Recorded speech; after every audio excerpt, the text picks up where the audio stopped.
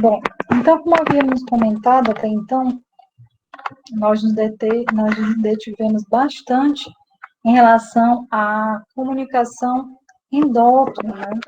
E da participação dos hormônios gastrointestinais em relação a essa comunicação com o sistema nervoso central, especificamente com o hipotálamo, e essa relação de controle do balanço energético e homeostase energética. Agora a gente vai falar um pouquinho sobre a questão da comunicação neurócrina. Na verdade, a gente já comentou sobre ela logo no início, mas eu trouxe para vocês uma figura ilustrativa para mostrar todas essas projeções nervosas que estão associadas, né, dentro da parede intestinal. E aí, para vocês verem, né, a tamanha riqueza que é a importância também dessa comunicação dos neurônios nas funções, principalmente na liberação dessas secreções que a gente acabou de conversar. A gente tem a participação, como eu falei para vocês, do plexo submucoso.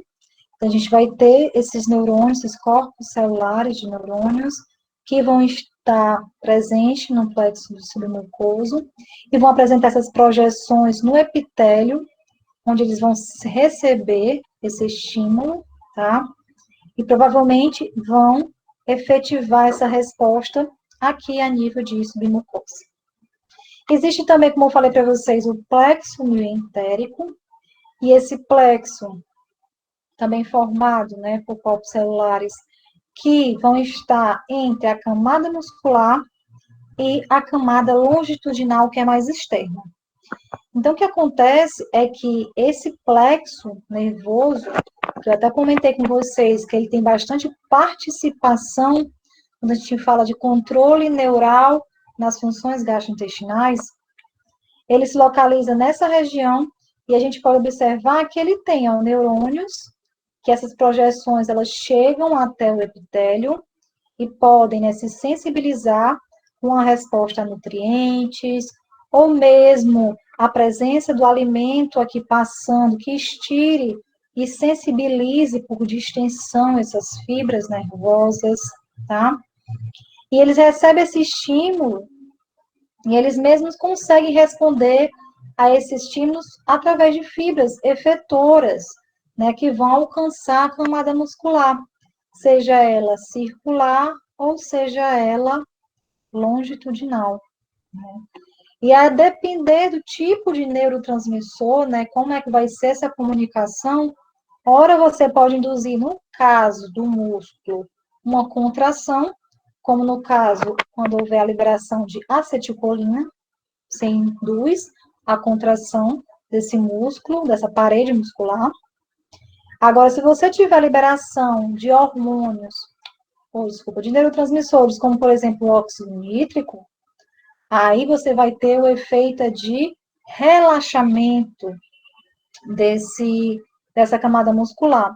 E isso serve tanto para a camada muscular circular, como também para a camada muscular longitudinal, tá? Você vai ter essa participação também desse controle, ora com a liberação de acetilcolina, excitando essas fibras motoras, né, do nervo vago, do sistema nervoso entérico, fazendo essa regulação de excitação, promovendo a contração muscular.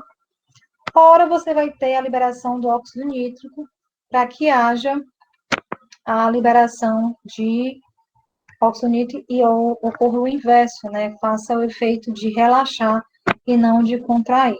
Isso vai ser bastante importante para a aula de motilidade, para a gente entender os passo a passos desses movimentos gastrointestinais que também têm importância e hoje já se sabe da sua relação com a ingesta alimentar e até mesmo com o metabolismo, tá?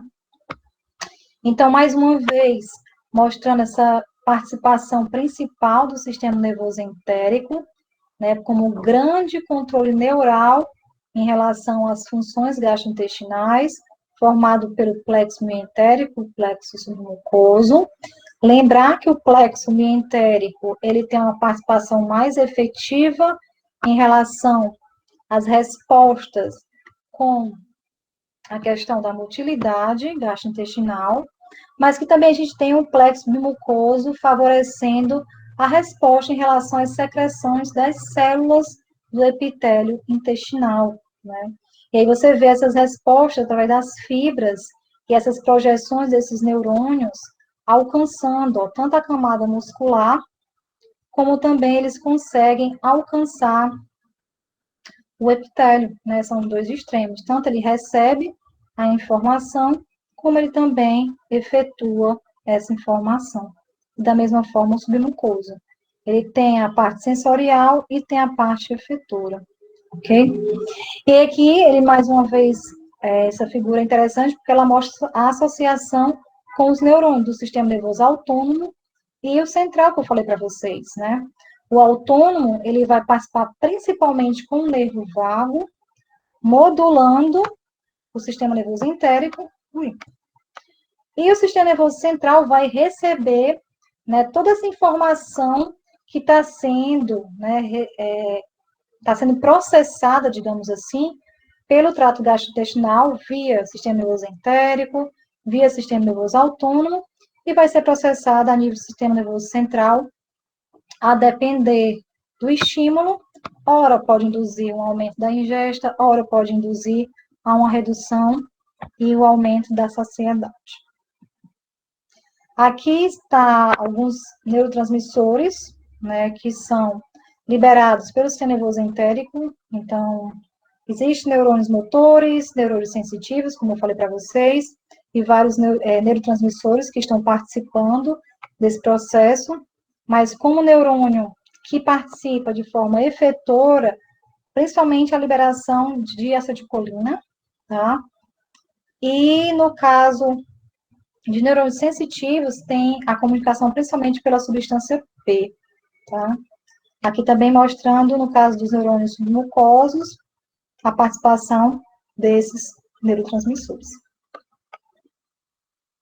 Bom, então, o que a gente conversou até agora, né? A gente falou bastante de intestino, dessas funções secretórias, funções em relação ao controle neural, principalmente sistema nervoso entérico. Então, como é que a gente pode resumir tudo que a gente conversou até agora? Existe o que a gente chama, né, que é na evidência científica, você forem procurar também na literatura, o eixo intestino-cérebro, tá? E o eixo intestino-cérebro, que hoje em dia tem falado a importância gigantesca que ele tem na função, né, no papel, em relação à homeostase energética, se dá exatamente por esse processo que a gente conversou até agora. Então, o processo de ingestão alimentar, né, o fato de você se alimentar durante o processo da alimentação, o próprio intestino, né, com toda a sua comunicação neurócrina, endócrina, vai ter a participação de estímulos e secreção de hormônios intestinais, dos quais a gente conversou aqui. Também vai ter a participação principalmente do nervo vago, e também adicionaria aqui o sistema nervoso entérico. E dessa forma, estimulando o sistema nervoso central, né, através principalmente da sua ativação a nível de hipotálamo e regulação da saciedade. Então, você tem essa regulação do cérebro, né, esse eixo intestino-cérebro, onde o hipotálamo, ao ser estimulado nas regiões, né, como a gente conversou, ora orexígenas, ora anorexígenas, por esses hormônios, ou mesmo pelos neurônios, vai levar a esse controle, essa regulação da saciedade e desse balanço energético, né? Ora o que é que se gasta e ora o que é que vai ser ingerido, para que haja o equilíbrio, né? Para que haja essa homeostase de energia dentro do organismo. E para que essa homeostase? Para a manutenção do peso corporal, uma manutenção de um peso saudável, né? Onde todos os mecanismos fisiológicos estejam funcionando de forma a se manter esse equilíbrio, em que se ingere o que vai se gastar, e o que não se gasta se armazena, mas não em excesso, né? Então, seria mais ou menos essa a ideia. E aí, como o tecido adiposo, ele poderia estar contribuindo também? A gente conversou sobre isso, né? Como é que o eixo intestino-cérebro ele está conversando com o tecido adiposo.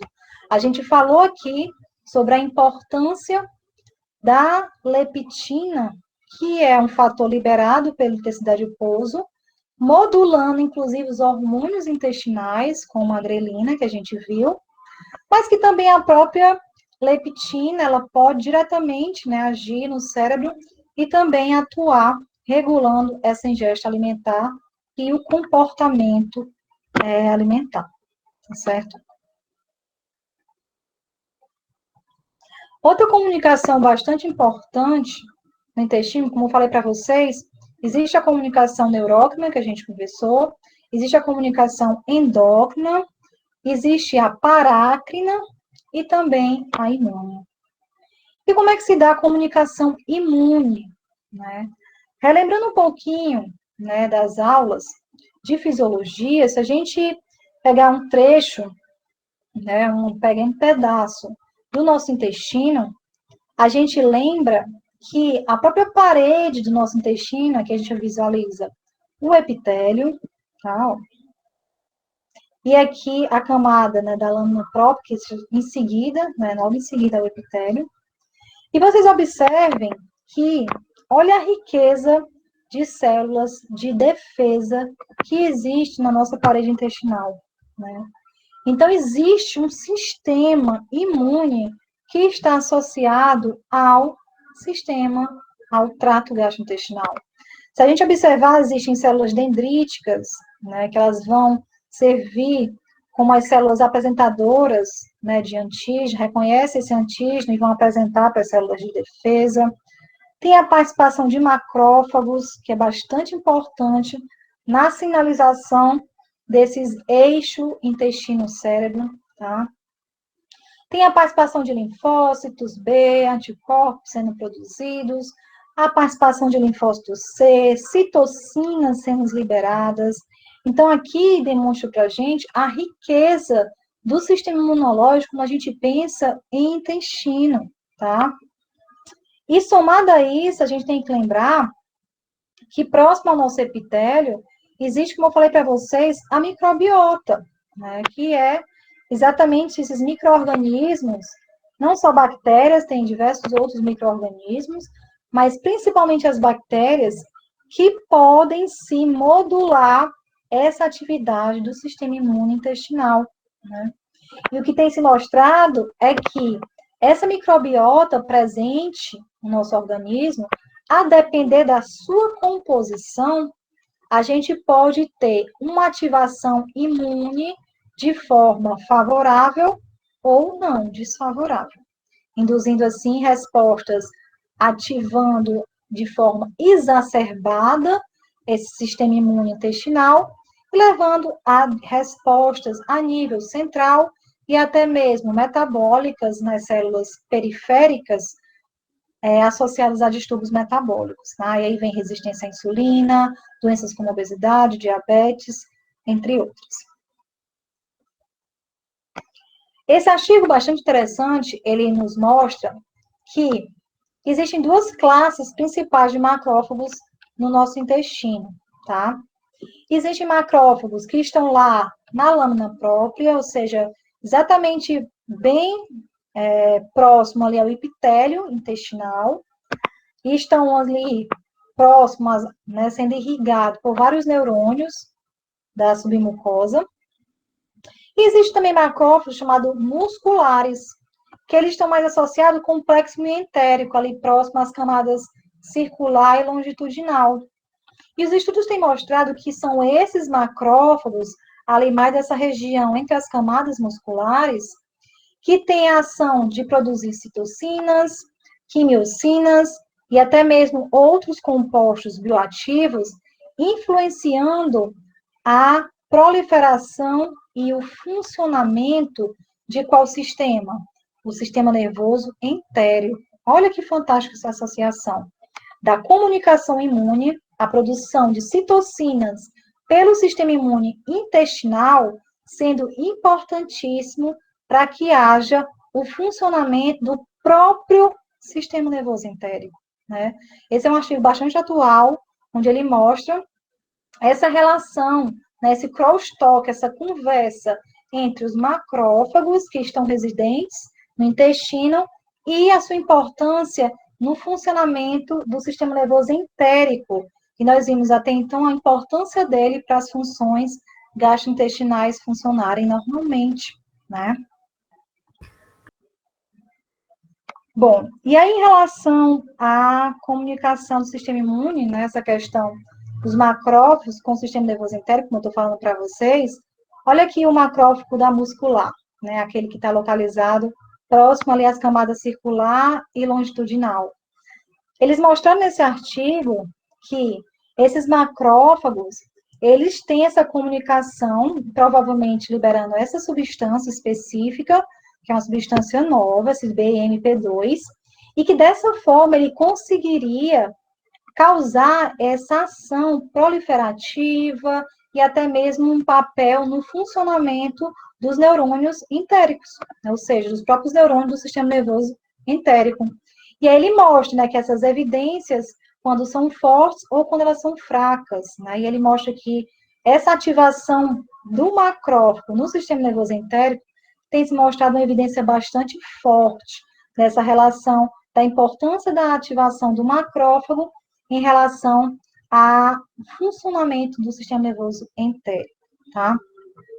E associado a isso, esse artigo também vem nos trazendo uma informação também muito inovadora e importante, é que existe também uma via bidirecional em relação à importância da função.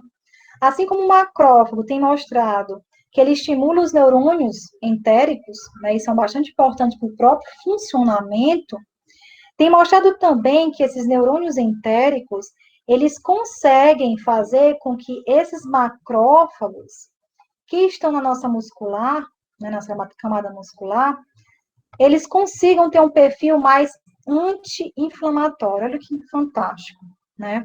Então, foi mostrado, né, ampliando ainda mais essa sinalização do sistema nervoso entérico com o macrófago, que a acetilcolina, quando liberada, possui receptores, né, receptores específicos para esse neurotransmissor, né, que está sendo liberado aqui das vesículas desse neurônio. Ele consegue se ligar aqui especificamente nessas células, nesses macrófagos, e de forma a bloquear esse principal fator transcricional que está relacionado com a inflamação, que é o NF-κB, ou seja, o fator que está responsável pelo aumento da transcrição de citocinas inflamatórias, só que há uma relação aqui que tem se mostrado é que essa comunicação sistema nervoso entérico macrófago tenha bloqueado essa via desse fator. Então, se eu bloqueio o NF-κB, qual é a consequência disso? Você reduz a via inflamatória. Então, você tem macrófago menos ativados, você tem uma menor inflamação e, consequentemente, você tem uma menor produção de TNF-alfa, né? Então, se você vê um quadro desse aqui, seria bastante interessante se a gente fizesse uma associação em determinadas patologias, né? Como, por exemplo, a própria obesidade. A obesidade, onde você tem um estímulo inflamatório crônico de baixo grau, macrófagos altamente ativados, né, e produção alta também de citocinas inflamatórias. Então, talvez, se tivesse um estímulo, né, que ninguém sabe ainda, isso aqui são evidências novas, né, dessa comunicação, mas que poderiam ser estudos para o próximo, né, pesquisadores que tiverem à frente, né, desses estudos, que pudessem estimular o sistema nervoso entérico a ponto de fazerem essa comunicação com o macrófago, a eles terem esse perfil mais anti-inflamatório, digamos assim, entendeu? Não vi na literatura, assim, se tem algum composto nutricional, digamos assim, algum nutriente, não vi. Pode ser que tenha surgido já, né, do tempo que eu fiz a aula para cá, as coisas realmente mudam muito rápido, mas já serve um alerta, né, assim, uma grande chave que pode abrir na nossa mente para a gente pensar nessa possibilidade, né, que também o sistema nervoso central entérico, ele pode ser um possível, né, mecanismo para a gente poder diminuir essa via inflamatória e poder ser um alvo terapêutico em alguns distúrbios metabólicos. Bom, e aí tem outro artigo que é bastante atual, é uma evidência onde ele vem mostrando que ele até chama de enterocinas. Vocês não vão encontrar esse termo num livro, tá? É realmente somente uma coisa bem mais atual, mas esse termo enterocinas são exatamente, digamos, como se fossem moléculas, né? Ou mesmo substâncias que são produzidas localmente, né, pelo intestino ali próximo, nesse ambiente do intestino, mas que tem essa ação de modular o sistema nervoso entérico. Então, eles chamaram exatamente esse artigo, onde ele mostra o alvo, até sendo alvo, o sistema nervoso entérico, para tratar desordens metabólicas como possível alvo, né? Mostrando que as enterocinas, como fatores intestinais terapêuticos, né? Então, a gente já tem essa perspectiva futura, né? Essa é uma possível hipótese, sugestão de que essas enterocinas, ou seja, essas substâncias e fatores intestinais, eles possam se modular a atividade dos neurônios entéricos e, assim, ativar a comunicação intestino-cérebro e controlar o metabolismo energético, o metabolismo corporal. E ele mostra essa figura, né, de forma muito fantástica, resumindo o que seriam essas enterocinas, né, que podem ter vários vias, digamos assim. Né? A gente tem enterocina neuronal, ou seja, neuropeptídeos que podem ser liberados, como a galanina, que é também recente, né, uma evidência mais recente, que também pode ter essa ação de modular o sistema nervoso entérico, tá? Peptídeos epiteliais, como a apelina, que é outro também hormônio, que eu nem comentei com vocês, mas por ter evidências bem mais recentes, ainda tem poucos estudos, tem estudos, mas não o suficiente para eu poder realmente trazer para vocês com um embasamento científico em relação ao aprofundamento, digamos. E também as incretinas que a gente conversou, né, como a GLP-1. Então, todos esses são essas enterocinas, são essas moléculas que estão ali, né, sendo produzidas ou liberadas a nível de intestino e que podem modular o sistema nervoso entérico com essa função de controle do metabolismo, certo? Também outras enterocinas imunes, né, próprias citocinas pró-inflamatórias, como a TNF-alfa, a própria interleucina 1 beta, todas elas também têm essa resposta, elas fazem parte da comunicação imune, mas também tem esse papel de ter esse efeito no controle do sistema nervoso entérico. As interleucinas nutricionais também estão presentes. Nesse sentido, nós temos nutrientes como glicose, ácidos graxos livres e até mesmo aminoácidos, que podem também favorecer o sistema nervoso entérico e também ter essa participação no eixo intestino-cérebro. Né? Quando a gente fala na questão da glicose, é interessante que os estudos têm mostrado que se você tem uma alta concentração de glicose, né, de forma crônica, está associado exatamente ao prejuízo desse sistema nervoso entérico. Tá? Então, a hiperglicemia crônica tem se mostrado prejudicial em relação ao sistema nervoso entérico. Então, nesse caso, a glicose presente, ela seria importante, mas ela não pode estar em altas concentrações de forma crônica, porque aí você conseguiria danificar. De forma fisiológica, né, em homeostase, em que você tem a presença do pico e os hormônios, né, vão agir como a insulina, reduzindo, tranquilo, né, isso não induziria a um dano. Mas a hiperglicemia crônica, sim, tá? Ácidos graxos livres, a gente pode dar como exemplos o próprio ácido graxo de cadeia curta, que é produzido também pela microbiota, também podem sinalizar o sistema nervoso entérico, e aminoácidos como a glutamina, né? A glutamina a gente tem como um precursor para a produção da glutationa, e a glutationa é um dos principais fatores antioxidantes quando a gente pensa em intestino e sistema nervoso entérico. Esse sistema nervoso entérico também vai ter esse efeito protetor na presença desses aminoácidos, desses nutrientes que vão estar ali nesse local, nesse intestino, favorecendo essa sinalização. E da mesma forma, ele fala também das enterocinas bacterianas, né, que são esses ácidos graxos de cadeia curta, acetato, propionato e butirato, entre outros, né, que também são derivados da microbiota, e aí disso inclui neurotransmissores e até mesmo gases, né, que são liberados do próprio processo metabólico das bactérias, né. Quando a gente fala de microbiota, né, que todas essas bactérias, né, que vivem, não só bactérias, mas outros micro-organismos, que estão presentes, e aqui representa o lúmen. Então, ele pegou aqui um pedacinho, né, do intestino, ampliou, tá? E mostrou o que está acontecendo dentro ali, próximo ao epitélio intestinal, quais são as sinalizações para que esse cérebro, ele entenda o que ele vai dar mais atenção? Será que eu vou induzir mais a ingesta alimentar? Será que eu vou aumentar o metabolismo energético? Ou não, vou segurar as pontas?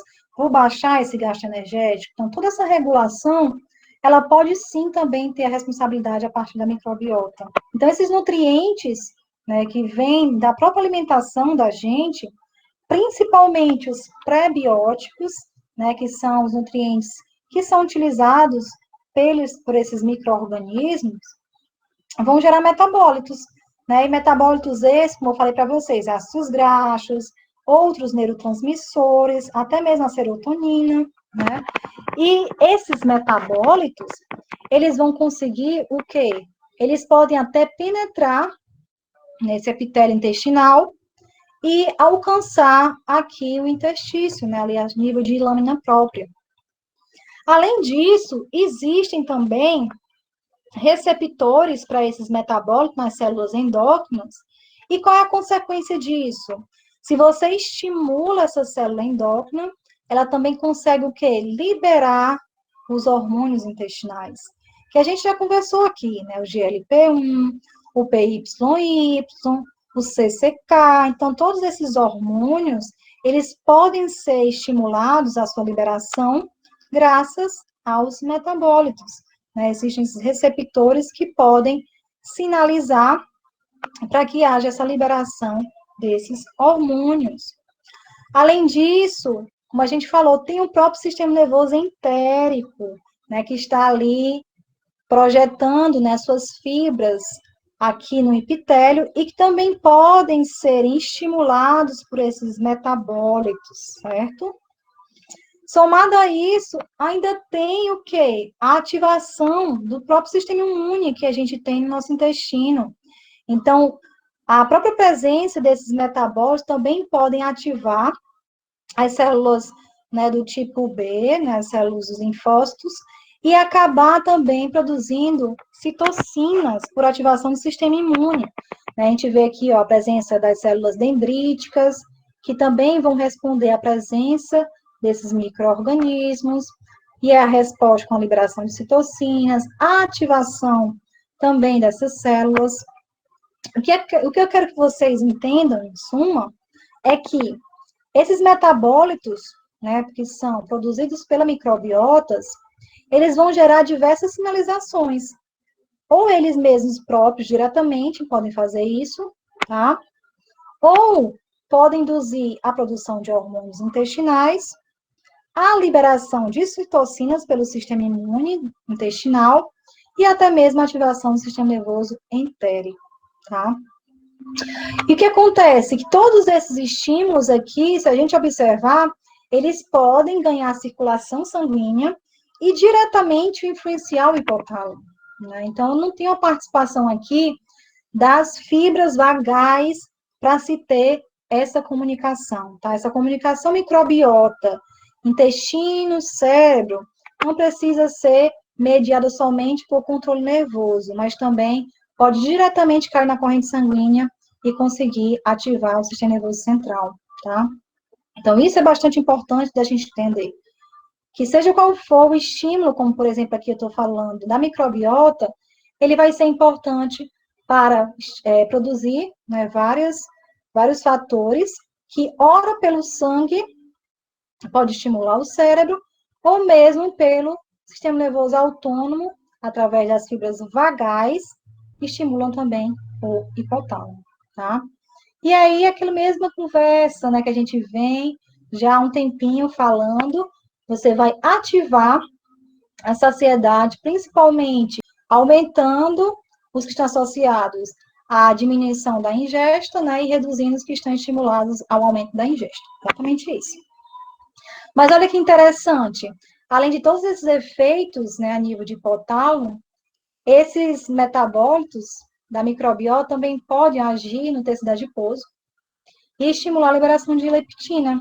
Então, se você tem uma microbiota saudável, você tem a produção de metabólitos saudáveis, né, metabólitos que têm esses efeitos metabólicos benéficos, você pode também, via tecido adiposo, liberar leptina e diminuir a grelina no estômago, né?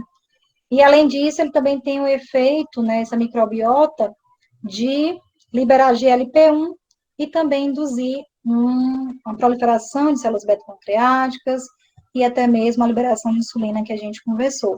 Essa composição da microbiota e esses metabólitos, eles vão ser importantes também, além de liberar a leptina, você também tem o efeito metabólico, né, no tecido adiposo branco, onde ele aumenta essa capacidade do Browning. Em suma, é você induzir a capacidade termogênica no tecido adiposo branco, tá?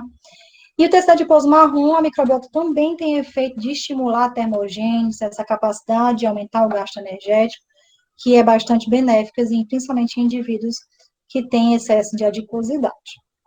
Então, a gente viu que o intestino libera hormônios e peptídeos bioativos que conseguem, assim, estimular o cérebro, né? Especificamente nas áreas orexígenas e anorexígenas, isso vai depender de qual hormônio você está falando, e assim regular o apetite, a ingestão de alimentos e interferir no balanço energético, tá? Da mesma forma que o intestino também tem, né, esse controle neural e envia sinais neurais, seja ele do sistema nervoso entérico, ou seja mesmo do sistema nervoso autônomo via nervo vago, e também leva essas projeções, essas informações ao cérebro. E como não podia deixar de falar, a microbiota, né? Esses micro-organismos, de forma simbiótica, eles conseguem ativar nosso sistema imune intestinal, também fazendo essa sinalização do cérebro, com a regulação do apetite e o balanço energético. E, além disso, como eu falei para você, existem também envolvimentos diretamente com o tecido adiposo, que vai ser em outras aulas mais discutido, mas que tem esse papel, né, no tecido adiposo branco e marrom em termos de metabolismo energético. E que é o mais interessante, essa via é bidirecional, né? Então, assim como o intestino manda todas as informações para o cérebro também pode, né, responder estimulando o intestino a produzir ainda mais esses sinais, fazendo com que haja até a manutenção do equilíbrio desse indivíduo. Então, assim como o intestino, ele pode estimular o cérebro, o próprio cérebro também tem aferências sensoriais que podem levar a esse caminho contrário, né? Fazer com que os sinais neurais sejam enviados ao intestino e geram ativação do sistema imune, ou gera liberação de neurônios, e aí vira um ciclo. Não existe um ponto de início, né, que você, querendo ou não, você acaba entrando num ciclo em que um acaba estimulando o processo de outro, e isso gera um feedback, tá? Então, o cérebro estimula o intestino, assim como o intestino pode também afetar a função cerebral. Então, o que foi que a gente conversou? A gente viu essa questão do intestino e todos os sinais químicos, né? A gente conversou dos sinais químicos e mecânicos que podem aparecer, né? Via favorecer para que sinalize o intestino a fazer todos os seus eixos, né? De sinalização até o cérebro. E que vias são essas que faz com que o intestino se comunique com o cérebro e possa ter essa função no controle da ingesta, não é?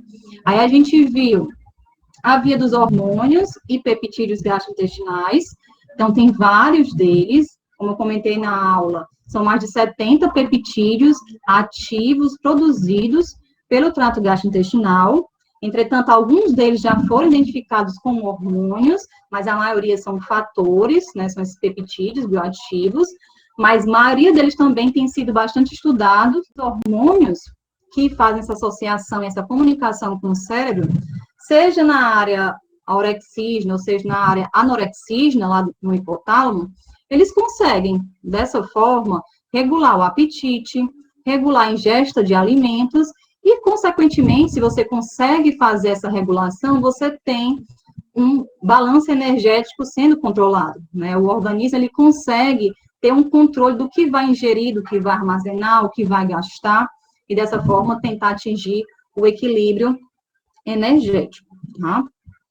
Só que além dos hormônios, né, existem também outros sinais, né? O sinal humoral e também tem um sinal neural, que existem dois sinais neurais principais, o sistema nervoso entérico e o sistema nervoso autônomo. Então, o intestino, ele tem uma característica intrínseca desse órgão, que é esse sistema nervoso único, que pertence somente a esse órgão, que é o sistema nervoso entérico.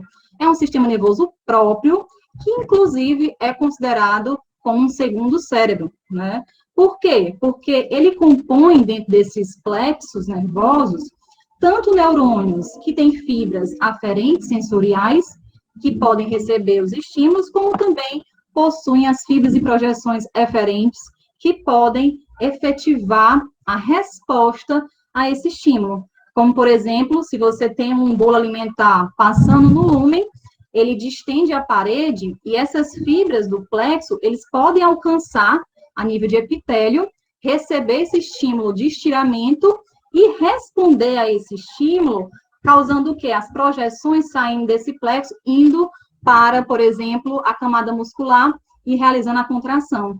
Isso é um reflexo a nível de sistema nervoso entérico. E da mesma forma, ele poderia fazer a resposta, por exemplo, estimulando a secreção de um hormônio, também seria esse mesmo tipo de efeito reflexo, tá? Então, esse sistema nervoso entérico, ele é importantíssimo, e é por isso que ele é chamado de segundo cérebro. Ele tem essa capacidade tanto de receber o estímulo, como também de responder a esse estímulo. Só que, além do sistema nervoso entérico, tem também a participação de outro sinal neural, que é o sistema nervoso autônomo. Principalmente quem que a gente conversou? O nervo vago, né, que faz parte do sistema nervoso parasimpático. Então, o nervo vago, essas fibras nervosas vagais, a gente viu que elas são bem predominantes em termos de inervação, desde ali o esôfago até o intestino delgado e cola ascendente, né? Depois disso, quem está inervando é o nervo pélvico. Mas, mesmo assim, você vê essa predominância do nervo vago controlando as funções gastrointestinais. E o mais interessante disso tudo é que esses sinais neurais, sejam eles do próprio sistema nervoso entérico, ou seja eles do sistema nervoso autônomo, representado pelo nervo vago, ambos, eles também podem diretamente, ao serem estimulados pelo intestino, responderem estimulando o cérebro, tá?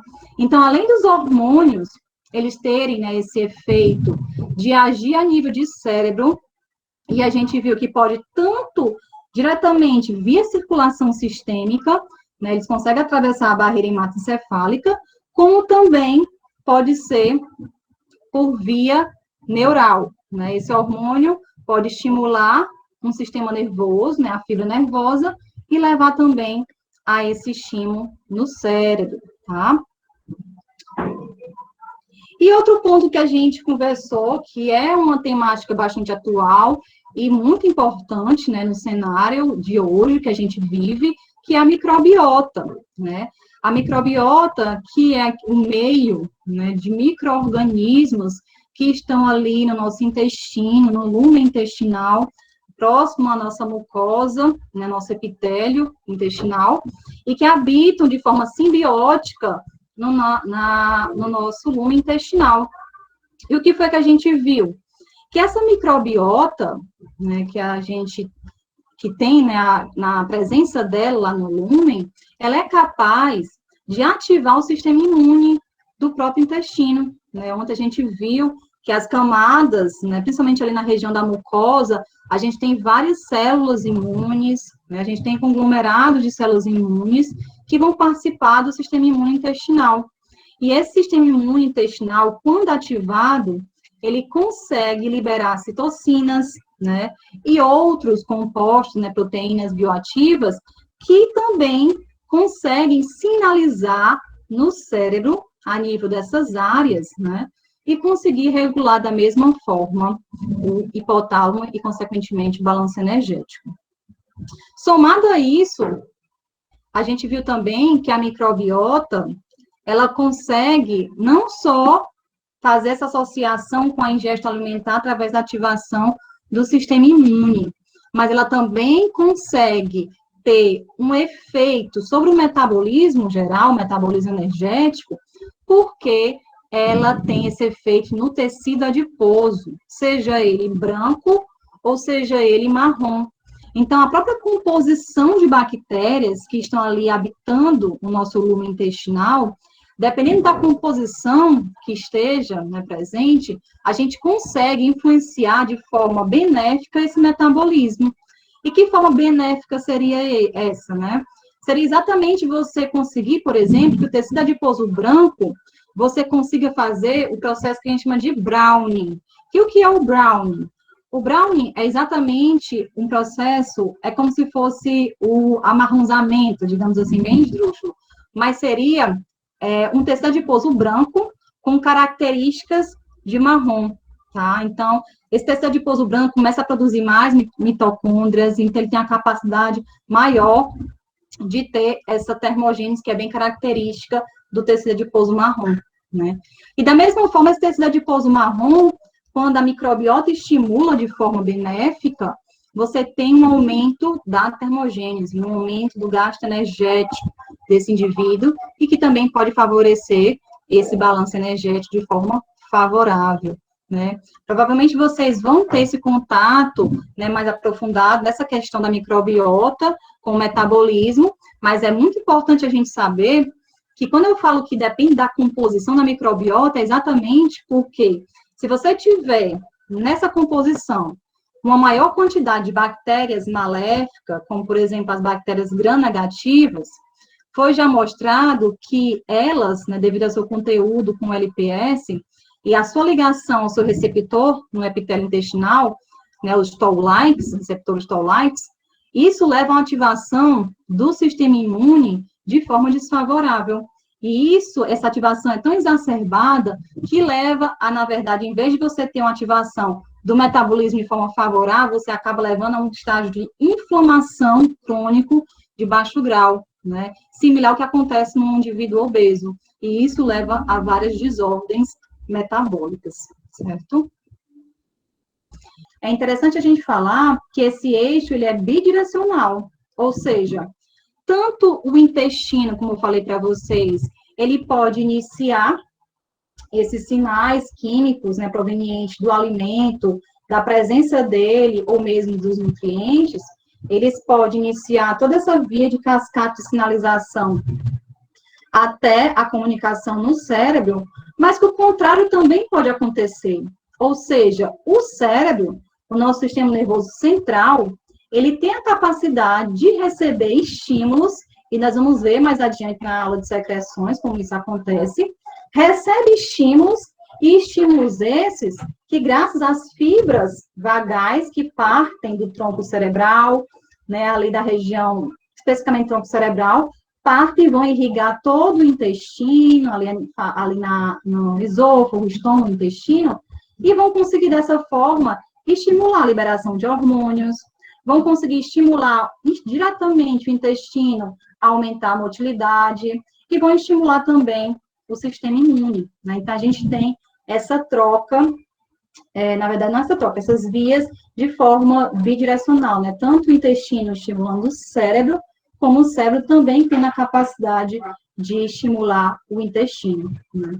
E quando eu falei aqui no início, né, aqui no título, quando você vê aqui eixo, intestino, cérebro e tecido adiposo, o que eu quero que vocês entendam é que o eixo intestino-cérebro é bem conhecido, né? Hoje em dia já está muito bem disseminado e muito bem embasada essa questão do eixo intestino-cérebro. Tá? E eu trouxe aqui para vocês para a gente discutir. E quando eu coloquei o tecido adiposo, é para mostrar para vocês exatamente que o tecido adiposo, por ele também ser reconhecido como um órgão com um papel essencial para a homeostase energética também, ele pode sim também contribuir com esse eixo dessa forma como eu falei para vocês, tanto pela liberação, que a gente vai ver também na aula mais à frente, de fatores que estão envolvidos, tanto nessa comunicação com o cérebro, como outros efeitos metabólicos, como também a gente viu que dependendo, por exemplo, a microbiota mesmo, que está no intestino, pode afetar diretamente o tecido adiposo, né? A microbiota faz parte ali do intestino, não tem como a gente dissociar isso. E se a microbiota faz parte do intestino, a gente tem também esse eixo direto, tecido adiposo, intestino e cérebro, tá? Então, seria mais ou menos isso, na verdade, seria exatamente isso que eu queria passar para vocês, que não existe, não é porque não é exatamente o tecido adiposo que não vai ter a ver com o homeostase energética, na verdade, tem tudo a ver, é um sistema integrado, é um outro órgão que a gente pode considerar endócrino também, que é o intestino, também com a grande influência nesse balanço energético, mas que o tecido adiposo também vai atuar de forma bastante efetiva para a colaboração desse balanço energético, né? E aqui o nosso foco principal foi a questão do cérebro, né? Como grande mediador desse controle do metabolismo. Existe já, devido a, assim, é tão conhecido esse eixo intestino-cérebro, e saber da importância dele na questão do balanço energético, os estudos têm demonstrado alguns alvos terapêuticos, né? Exatamente para verificar se o uso, por exemplo, de compostos bioativos possam modular de forma benéfica esse eixo, a fim de, assim, você poder, no futuro, ou poder tratar as desordens metabólicas, né? Visto a gente ter entendido que esse eixo intestino-cérebro é bem importante, né, para o balanço energético. Então, o que tem mostrado é que o resveratrol, que é um composto bioativo bastante presente nas uvas, né, bastante estudado, ele diretamente, ele tem 3 efeitos principais quando se fala de eixo intestino-cérebro. Um dos grandes efeitos principais é o estímulo direto da secreção do GLP-1, que a GLP-1 é uma das incretinas, né, que é liberada com o estímulo da presença da glicose, e que ela tem um efeito primordial, né, na liberação, no estímulo da liberação da insulina pelo pâncreas. Então, o próprio resveratrol consegue estimular o intestino a liberar essa GLP-1, que é produzida ali a nível de duodeno, intestino delgado, e assim colaborar com a questão da liberação do GLP-1 e, consequentemente, com o metabolismo em relação à homeostase da glicose. Outro ponto interessante é que o resveratrol, ele também consegue regular a diversidade da microbiota. Eu falei para vocês o quão importante a composição, ou seja, essa diversidade, né? Existem vários tipos de cepas de bactérias, algumas são mais benéficas e outras, elas têm que estar em menores quantidades para a gente conseguir esse efeito de equilíbrio de atuação delas e, consequentemente, ter o resultado de efeito positivo, tá? Mas que o que é interessante é que foi visto que esse resveratrol, ele consegue atuar regulando de forma positiva essa microbiota. E dessa forma você colabora para que tenha essa composição dessa microbiota de forma mais benéfica, né? E, consequentemente, todo aquele eixo que a gente viu, com certeza vai melhorar a função cerebral e, consequentemente, você vai entrar em equilíbrio, né? Você vai favorecer o equilíbrio da homeostase, o equilíbrio energético, tá? E outro ponto interessante é que o próprio resveratrol estimula também o aumento da expressão de serotonina. Então, a gente tem produção de serotonina, que é o hormônio, né, ligado à sensação de prazer, de bem-estar.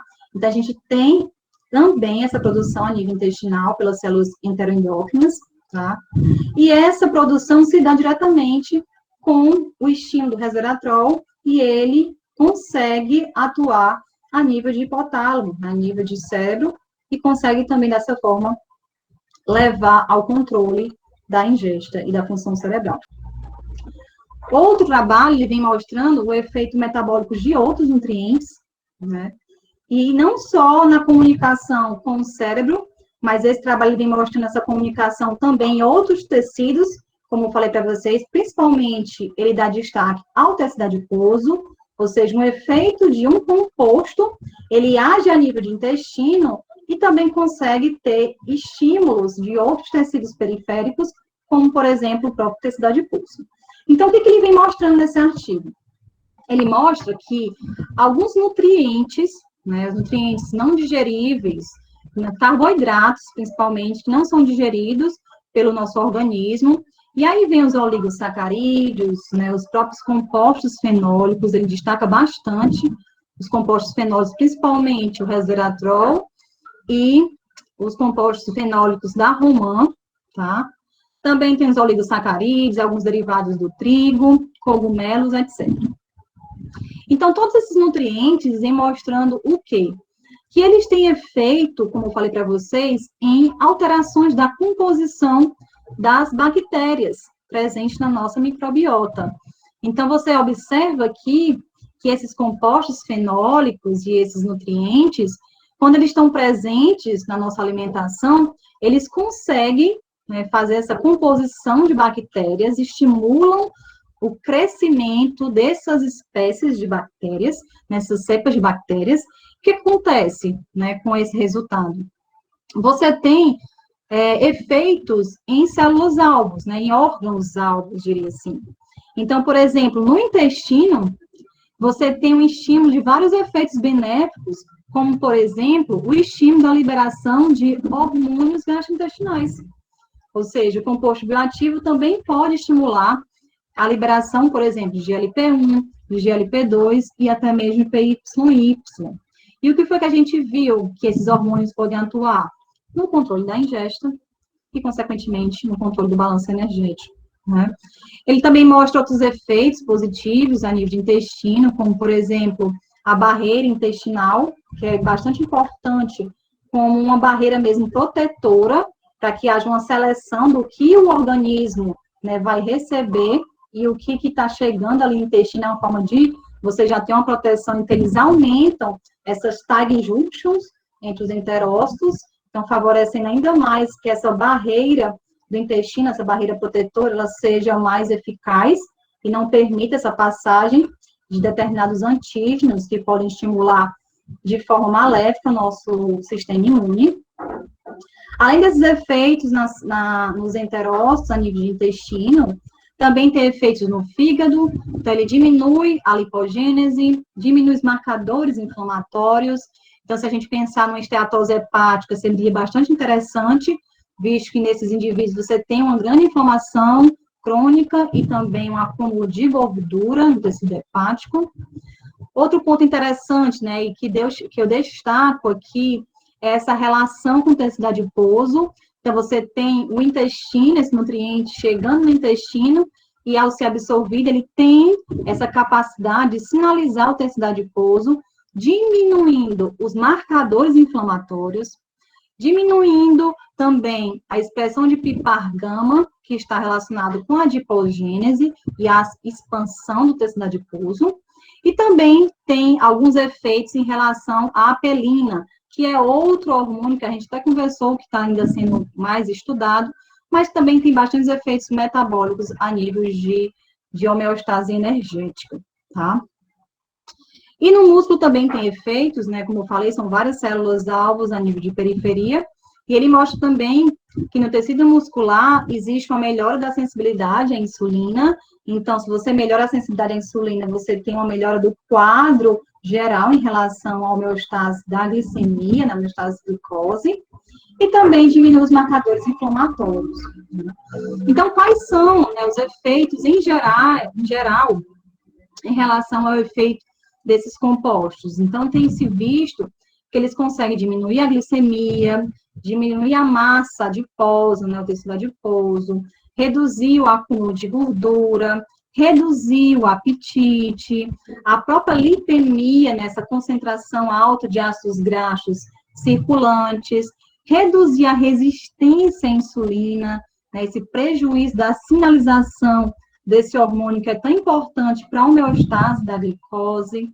Também aumenta a tolerância à glicose desses indivíduos, diminui a inflamação, enfim, são vários efeitos metabólicos que a gente pode dizer que são importantíssimos, né, quando a gente pensa em desordem metabólica, quando a gente pensa em possíveis tratamentos para os desequilíbrios do balanço energético.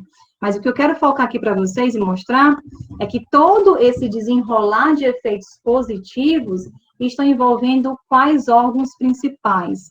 Intestino, que inicia essa resposta, tá?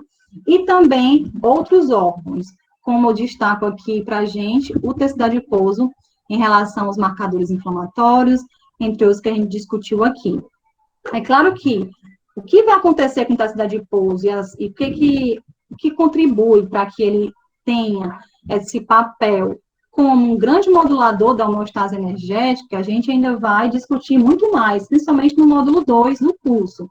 Até então, a gente está tendo mais essa visão mais básica, digamos assim, que na verdade não tem nada básico aqui, mas seria são conceitos, mas também para a gente ter uma noção, né, do que tem de aproveitamento de nutrientes, dos efeitos principais que a gente pode visualizar, tanto a nível de intestino, né, como a gente viu, como a nível de cérebro, e a participação do tecido adiposo, para daí a gente chegar a falar só do tecido adiposo e as suas contribuições em relação ao metabolismo. Então, aqui está resumido, que eu conversei com vocês sobre isso aqui, está nesse quadro aqui, tá? E, como eu falei para vocês, por isso que ele tem sido usado como algo terapêutico para algumas desordens, como, por exemplo, a própria obesidade, né? Você vê que tem vários efeitos metabólicos que são bastante favoráveis, né, nessa questão desse distúrbio metabólico. E outra coisa, que é um outro fato bastante interessante em relação à questão do tecido adiposo, é que o próprio tecido adiposo, ele tem, né, características de disfunção só pelo fato de você estar envelhecendo. Então, os estudos mais recentes, eles têm demonstrado que o tecido adiposo, no processo de envelhecimento, eu não estou falando só do indivíduo idoso, não, tá? Um processo de envelhecimento natural, fisiológico. Ao passar da idade, o teu tecido adiposo, ele vai tendo características disfuncionais, tá? Então, o que são essas características disfuncionais, Cassiano? Por exemplo, você tem um prejuízo de um pré-adipócito conseguir formar e amadurecer em um adipócito. Você tem um acúmulo de citocinas pró-inflamatória. Você tem infiltração maior, né, uma tendência a uma maior infiltração de células imunes. E, consequentemente, a ativação de células senescentes, né, células essas que já são programadas para a morte celular, são aquelas células que não vão mais, digamos, servir para os efeitos fisiológicos, já estão programadas para a morte celular, elas perderam a sua função biológica a nível de organismo. Então, o que se tem observado é que esse tecido adiposo, só em você ter nesse processo de envelhecimento, a cada dia que você respira, o ano que vai passando, você já tem naturalmente essa disfunção. Então, não precisa você estar obeso, não precisa você ter um distúrbio metabólico para esse tecido adiposo estar disfuncional. O próprio processo de envelhecimento natural está inerente a esses fatores associados ao tecido adiposo, né? E o que acontece é que o desenrolar da idade e com o nosso estilo de vida, né, nossa dieta ocidental, nosso estilo de vida sedentário e, claro, a obesidade, pode levar o quê? A acelerar esse processo. E aí, esse tecido adiposo vai ficar cada vez mais inflamado, vai ter maior infiltração de células imunes e cada vez mais disfuncional. E é por isso que, hoje em dia, né, uma das hipóteses que tem sido bastante estudadas é que cada vez mais tem um aparecimento mais precoce de indivíduos com resistência à insulina, né, a perda da função física, e aí vem envolvimento com desenvolvimento de diabetes, com doenças neurodegenerativas e associação com câncer e entre outras doenças, tá? Então, essa questão do tecido adiposo é bastante interessante porque não se fala muito dessa questão dessa disfunção só no processo do envelhecer acontecer, né? Mas isso pode ser ainda mais exacerbado, como eu falei para vocês, nessas situações. Em situações em que o indivíduo é obeso, em situações em que você tem influência do ambiente que pode exacerbar esse quadro. E o que foi visto em relação ao intestino, né, que pode contribuir em relação a essa disfunção, né, de forma a poder, pelo menos, desacelerar essa disfunção do tecido adiposo ou amenizar essa disfunção do tecido adiposo. Exatamente, a microbiota, né, ela tem se mostrado eficaz, dependendo da sua composição, ela tem se mostrado eficaz em diminuir essa disfunção do tecido adiposo, e aí sim favorecer para que a gente tenha esse papel potencial, né, a gente usufrui de forma potencial os efeitos fisiológicos do tecido adiposo em relação à manutenção, tá, do balanço energético, e também, da mesma forma, como eu já comentei, os compostos bioativos, como o resveratrol, que tem se mostrado também eficaz nessa relação do seu uso e da sua sinalização no intestino e, consequentemente, a resposta no tecido adiposo, favorecendo com que haja a diminuição dessa disfunção, né? E o que seria essa diminuição da disfunção? Melhorar essa questão das citocinas pró-inflamatórias, então ele consegue reduzir esse quadro inflamatório do tecido adiposo, ele começa a diminuir, a desacelerar nessa quantidade de células senescentes, essas células que estão programadas para desenvolvimento da morte celular, também há uma diminuição dessa programação e, consequentemente, a infiltração de células que possam levar à produção de citocinas pró-inflamatórias de forma exacerbada, como acontece no indivíduo idoso, né? Então, por isso que se fala que no processo de envelhecimento, vocês podem, né, se vocês procurarem na literatura, que o próprio processo de envelhecimento do indivíduo, ele é caracterizado por uma inflamação crônica de baixo grau, tá? E essa inflamação crônica de baixo grau, ela se dá exatamente, ela se dá exatamente por esse processo de disfunção do tecido adiposo, que é natural do indivíduo, né? Mas que tem como, né? A gente tem estratégias para que a gente diminua essa disfunção, que estratégias essas terapêuticas, aí eu, né, estou me referindo aqui à microbiota e a alguns nutrientes, mas que também existem outros fatores claros, ambientais, que podem também contribuir para que essa disfunção do tecido adiposo não ocorra, ou mesmo seja retardada, certo? E aí os efeitos, né, desse efeito benéfico seria, claro, né, esse bloqueio e desse desenvolvimento dessas desordens, né, essa fragilidade do indivíduo ao passar, né, da idade, quando vai envelhecendo, e também o aparecimento do diabetes, da obesidade e das grandes doenças que hoje em dia têm acometido bastante a nossa população. E aí, só para resumir, né, o que a gente conversou até agora, então, mostrei bastante essa questão dos polifenóis, e aí aqui esse estudo ele fala da questão do chá verde, principalmente um composto bioativo chamado epigalocatequina 3-galato, mostrando essa atividade dele como um pré-biótico, ou seja, ele atua favorecendo o crescimento de micro-organismos esses, né, que vão compor essa microbiota de forma saudável, e assim estimular a síntese de ácidos graxos de cadeia curta, que a gente vê a importância da participação desses ácidos graxos para a sinalização, né, da homeostase energética, promove o crescimento, como eu falei para vocês, de bactérias benéficas, consequentemente, vai afetar as vias metabólicas do hospedeiro, como mostrei para vocês, uma das vias é a via eixo intestino-cérebro, e também de várias outras células-alvo, como o próprio tecido adiposo, e, consequentemente, regulando, através dessas vias, moléculas sinalizadoras e seus receptores, né? E dessa forma, bastante eficaz, é que ela vai conseguir, através desse possível intervenção terapêutica, fazer com que haja esse bloqueio, né, essa diminuição do aparecimento das doenças metabólicas, como eu falei para vocês, seja o câncer, seja a obesidade, o diabetes tipo 2, ou até mesmo as doenças cardiovasculares, né? Então, mais uma vez, mostrando para vocês a importância, né, desse eixo do intestino com o tecido adiposo, com o cérebro e a repercussão dos efeitos metabólicos que estão envolvidos com esse eixo.